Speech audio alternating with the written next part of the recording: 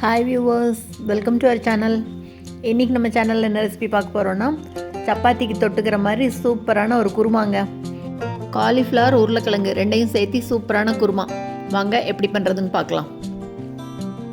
முதல்ல இதுக்கு பாருங்கள், முந்திரி பருப்பு கசகசா ரெண்டையும் ஊற வச்சுருக்கேன். மீடியம் சைஸ் காலிஃப்ளவர் எடுத்துகிட்டு நல்லா க்ளீன் பண்ணி சின்ன சின்னதாக கட் பண்ணி பாருங்கள், சுடு தண்ணியில் கொஞ்சமாக உப்பு போட்டு ஊற வச்சுருக்கேன். இது ஒரு 10 to 15 மினிட்ஸ் அப்படியே இருக்கட்டும்.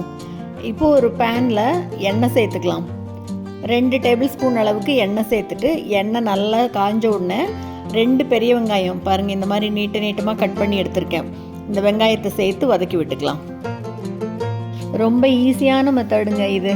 கண்டிப்பாக நீங்களும் செஞ்சு பாருங்கள் இந்த மெத்தடில். வெங்காயம் கொஞ்சம் வதங்கினோடனே இப்போ இது கூட இடித்து வச்சுருக்கிற இஞ்சியை சேர்த்துக்கலாம். இப்போ ரெண்டையும் சேர்த்து நல்லா வதக்கிக்கலாம்.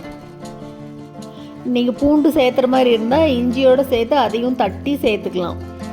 இப்போ வெங்காயம் கொஞ்சம் வதங்கினோடனே இது கூட 2 தக்காளியை இந்த மாதிரி கொஞ்சம் பெருசாக கட் பண்ணி சேர்த்துக்கிறேன். வெங்காயம் தக்காளி ரெண்டும் நல்லா வதங்கட்டும்.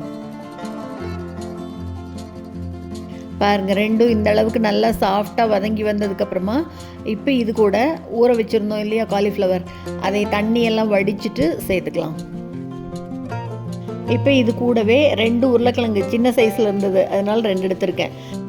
நல்லா வாஷ் பண்ணிவிட்டு பாருங்கள், இந்த மாதிரி கொஞ்சம் பெருசாக கட் பண்ணி அதையும் சேர்த்துக்கலாம். இப்போ இந்த குருமாவுக்கு தேவையான அளவு உப்பு சேர்த்துட்டு நல்லா ஒரு தடவை வதக்கி விட்டுட்டு மூடி வச்சிடலாம். நல்லா செம்ம டேஸ்ட்டாக இருக்குங்க இந்த குருமா சப்பாத்திக்கு தொட்டுக்கிறதுக்கு. இப்போ இது கூட தண்ணி எல்லாம் எதுவும் சேர்த்த வேண்டாம். வெங்காயம் தக்காளியே தண்ணி விட்டுருக்கோம், அப்புறம் உப்பு சேர்த்துருக்கோம், அந்த தண்ணியை விட்டுக்கும், அதே போதும். காய் ரெண்டும் நல்லா வெந்து சாஃப்டாக வரணும், அந்த அளவுக்கு வேகணும். இப்போ அது வேகிறதுக்குள்ளே நம்ம ஊற வச்சுருக்கோம் இல்லையா முந்திரி பருப்பும் கசகசாவும், அதை ஒரு மிக்ஸி ஜாரில் போட்டு நல்லா நைஸாக அரைச்சிக்கலாம். இதை ஒரு 10 நிமிஷம் கழித்து பார்க்கலாம். இது அடிப்பிடிக்காமல் இருக்கிறதுக்கு நடுவில் 2-3 தடவை அப்படி திறந்து கலந்து விடணும். பாருங்கள், இப்போ நல்லா வெந்திருக்கு காயெல்லாம். எல்லாம் நல்லா சாஃப்டாக வதங்கி வந்திருக்கு பாருங்கள். இப்போ அடுப்பை சிம்மில் வச்சுட்டு இது கூட மல்லித்தூள் சேர்த்துக்கலாம். கூடவே கொஞ்சமாக சீரகத்தூள் சேர்த்துட்டு மஞ்சள் தூள், மிளகாய்த்தூள், 1/2 டீஸ்பூன் அளவு கரம் மசாலா, இது எல்லாத்தையும் சேர்த்துட்டு நல்லா கலந்து விட்டுக்கலாம் ஒரு தடவை.